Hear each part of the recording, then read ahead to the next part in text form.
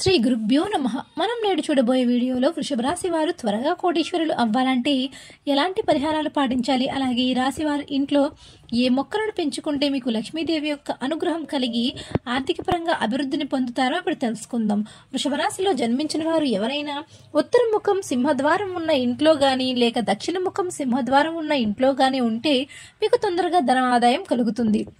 అలాగే వృషభ రాశి వారు తొందరగా కోటీశ్వరులు అవ్వడానికి మీ ఇంట్లో తీగలతో ఉన్న పువ్వుల మొక్కలను నాటి వాటికి ప్రతిరోజు నీటిని పోయండి. ఇలా తీగలతో ఉన్న పూల మొక్కలు మీ ఇంటి ఆవరణలో ఉంటే మీకు తొందరగా లక్ష్మీదేవి యొక్క అనుగ్రహం కలిగి ఆర్థిక పరంగా అభివృద్ధిని పొందుతారు. అలాగే వృషభ రాశి వారు ఆర్థిక పరంగా అభివృద్ధిని పొంది తొందరగా కోటీశ్వరులు కావడానికి వారు ప్రత్యేకంగా చేయవలసిన ఒక పారాయణం ఉంది.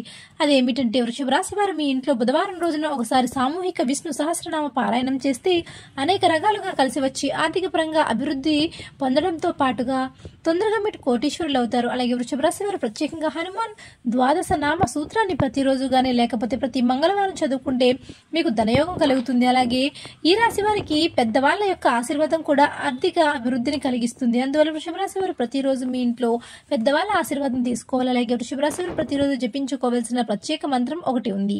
ఈ మంత్రాన్ని మీరు ప్రతిరోజు మీకు వీలైన సార్లు మీ మనసులో జపించుకుంటే మీకు అనేక విధాలుగా ఐశ్వర్యాన్ని ఇస్తుంది. ఆ మంత్రం ఏమిటంటే, మీకు ఏ సమస్య వచ్చినా ఈ మంత్రాన్ని మనసులో జపించుకోండి.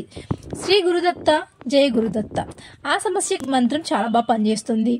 ఇలా అనేక విధాలుగా ధనాదాయం పెరగడంతో పాటు ఖర్చులు కూడా తగ్గిపోతాయి. అలాగే ఈ రోజు ఈ మంత్రం చెప్పించడం ద్వారా త్వరగా కోటీశ్వరులు అయిపోతారు కూడా. సో ఫ్రెండ్స్, విన్నారు. ఇలాంటి మరిన్ని అప్డేట్స్ కోసం మన ఛానల్ని సబ్స్క్రైబ్ చేసి చూస్తుండండి. Thanks for watching.